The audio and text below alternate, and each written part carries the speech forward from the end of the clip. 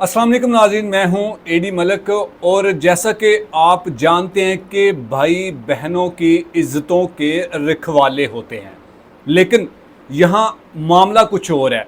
यहाँ पर एक भाई अपनी तीन तीन बहनों के साथ ज़्यादती कर रहा है। ये मैं नहीं कह रहा, बल्कि ये लाहौर के थाना गाज़ियाबाद में एक एफ़आईआर दर्ज होती है और उस एफ़आईआर में जो मुद्दईया है उसके मुताबिक ये इल्ज़ाम लगाया जाता है कि मेरा भाई पिछले 8 साल से मुझे उसने मेरे बाप के घर में ले जाकर ज़बरदस्ती जना किया।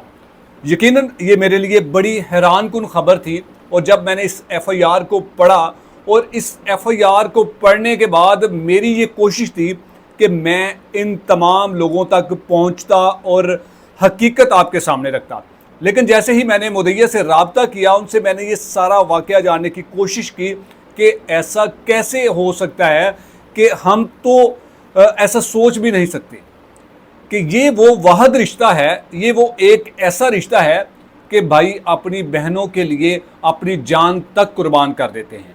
लेकिन ये कैसे हो गया कि एक भाई एक बहन को नहीं, दो को नहीं, बल्कि तीन तीन बहनों को अपनी हवस का निशाना बनाता रहा।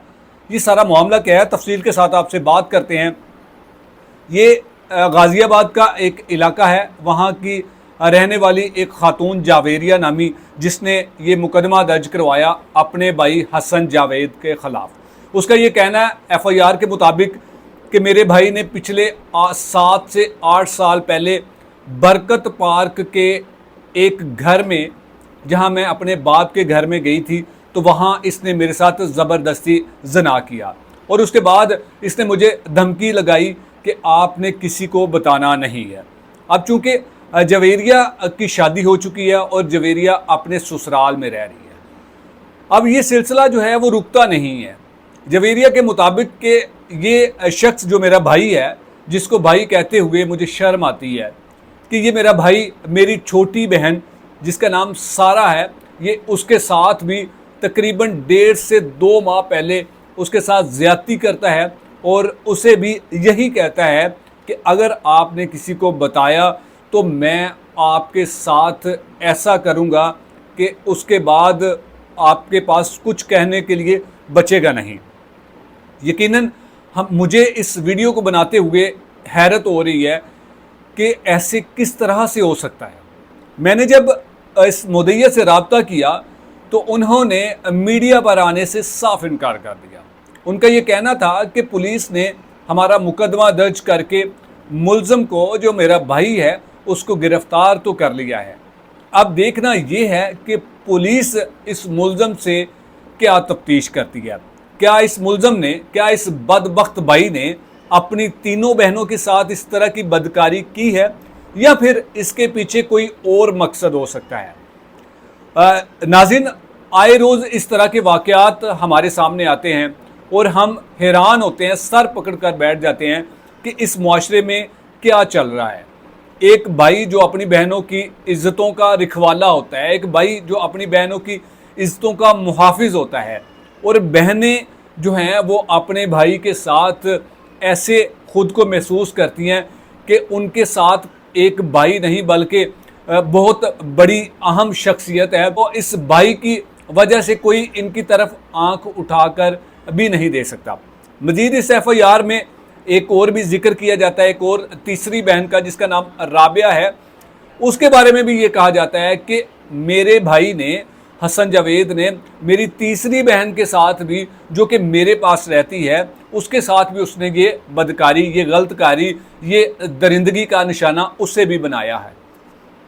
अब मैं जहाँ तक इस एफ़आईआर को पढ़ने के बाद और इनसे रब्ता करने के बाद, जब मैंने ये सोचा, मैंने बहुत सारे लोगों से ये मैंने पूछा कि क्या ऐसा होता है। बहुत सारे इस तरह के वाक़यात हो चुके हैं, यहाँ तक कि सगे बाप अपनी बेटियों के साथ ज़्यादती करते हुए पाए गए हैं। तो ये ऐसा वाक़या होना जो है वो कोई बड़ी बात नहीं है।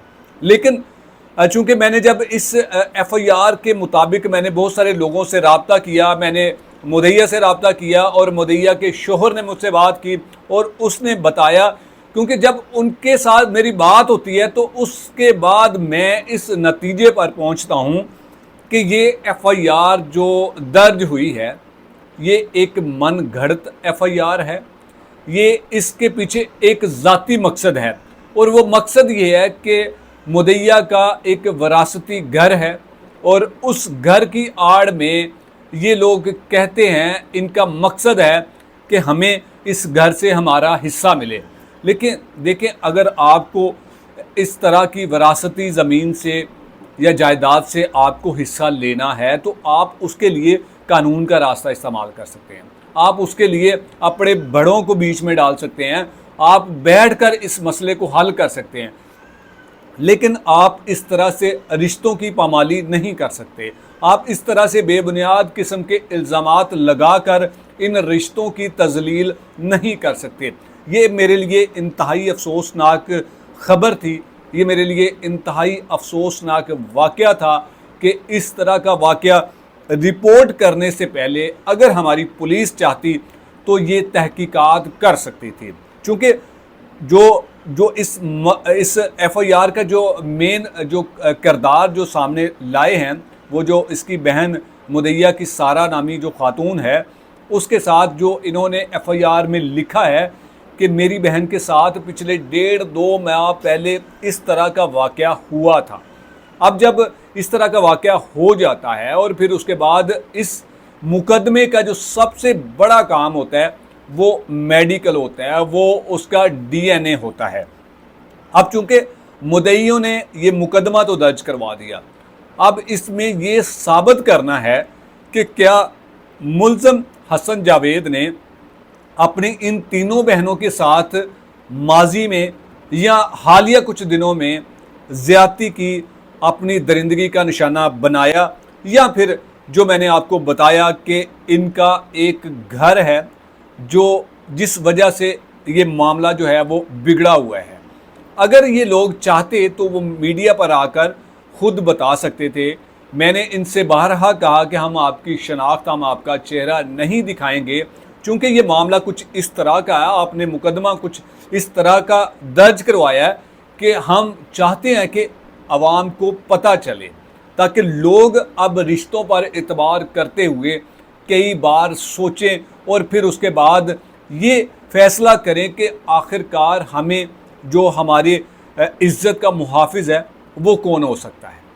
यकीनन ये आपके लिए भी बड़ी बुरी ख़बर होगी कि हमारे मुआशरे में किस तरह से अपने ज़ाती मकासद को पाने के लिए लोग किस किस किस्म के कदम उठा जाते हैं। वो एक बार भी नहीं सोचते कि इससे मुआशरे में किस तरह का इम्पैक्ट जाएगा या फिर ऐसे रिश्तों के बारे में लोगों की क्या राय होगी।